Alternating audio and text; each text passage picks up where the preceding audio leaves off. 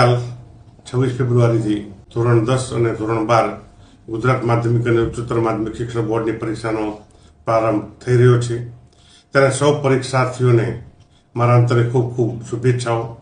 વસંતની જેમ બોર્ડનું પરીક્ષાનું આગમન થઈ રહ્યું છે, ત્યારે ગુજરાત બોર્ડમાં નામાંકન થયેલા તમામ વિદ્યાર્થીઓને હૃદયપૂર્ણ શુભકામના પાઠવું છું। વિદ્યાર્થી મિત્રો, જીવનમાં ડગલે ને પગલે પરીક્ષાઓ આવશે। આપ મક્કમ મને તેનો સામનો કરતા શીખી લઈએ। જાહેર જીવનમાં સ્પર્ધાત્મક વાતાવરણ કેળવવા માટે પરીક્ષા એ સફળતા તરફ જવાનો એકમાત્ર માર્ગ છે। વડોદરા જિલ્લાનું પરીક્ષાનું આગવું આયોજન અને અમલીકરણ રાજ્યમાં પ્રેરણા સ્વરૂપે અલાયદું અને સર્વસ્વ છે। ધોરણ 10ના વિદ્યાર્થીઓ સૌપ્રથમ જાહેર બોર્ડની પરીક્ષા આપવા જઈ રહ્યા છે, ત્યારે બોર્ડ દ્વારા અન્ય સોશિયલ માધ્યમો થકી તેમજ શાળાઓ દ્વારા વખતો વખત પરીક્ષા વખતે શું શું કાળજી રાખવી એ બાબતે અમૂલ્ય માર્ગદર્શન અને પ્રેરણા પૂરી પાડવામાં આવે છે।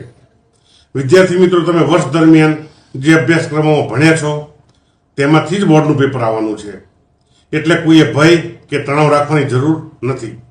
વર્ષ દરમિયાન આયોજનબદ્ધ તૈયારી અને બોર્ડની પેપર સ્ટાઇલ માળખું મુજબ બેલેન્સ પેપર આવવાનું હોય ત્યારે કોઈએ સહેજ પણ ચિંતા કરવાની જરૂર નથી। પરીક્ષા ખંડમાં બેન્ચ પર બેઠા બેઠા કોઈ પણ ખોટા બિનજરૂરી વિચાર કર્યા વગર ઊંડા શ્વાસ અને પ્રભુનું સ્મરણ કરીને પોઝિટિવ વિચારો થકી મનને આત્મવિશ્વાસથી મજબૂત રાખીને હકારાત્મક ભાવ સાથે પેપર આવે એટલે 2 વાર સમજપૂર્વક વાંચી જવું। ખાસ તો ખંડ નિરીક્ષકો અને વિદ્યાર્થીઓને થયેલી ભૂલો માટે વર્ગખંડમાં સહેજ પણ ખખડાવવાની જરૂર નથી।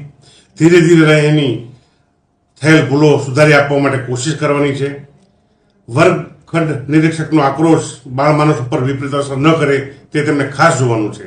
જ્યારે સ્થળ સંચાલકોને વિનંતી છે, કદાચ ટ્રાફિક કે સાધન ન મળવાથી વિદ્યાર્થીઓ લેટ આવે તો તેને વિવેકપૂર્ણ બુદ્ધિનો ઉપયોગ કરીને બોર્ડની જે એસઓપી છે એ મુજબ સૂચનાઓ અનુસરવું અને વિદ્યાર્થીઓને હિતમાં નિર્ણય લેવો।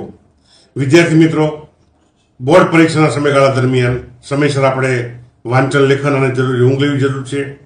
આ સમયે પૂરતો ખોરાક લેવો જરૂરી છે। બિનજરૂરી માતા પિતાએ પણ બાળકોને આ સમયે ડિસ્ટર્બ ન કરવા।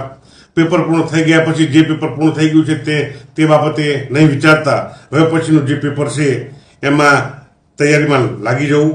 વિદ્યાર્થીઓને આપણે સપોર્ટ કરીએ અને તેમની સામે હકારાત્મક અને પ્રેમપૂર્વક આપણે વર્તન કરીએ। Thank you.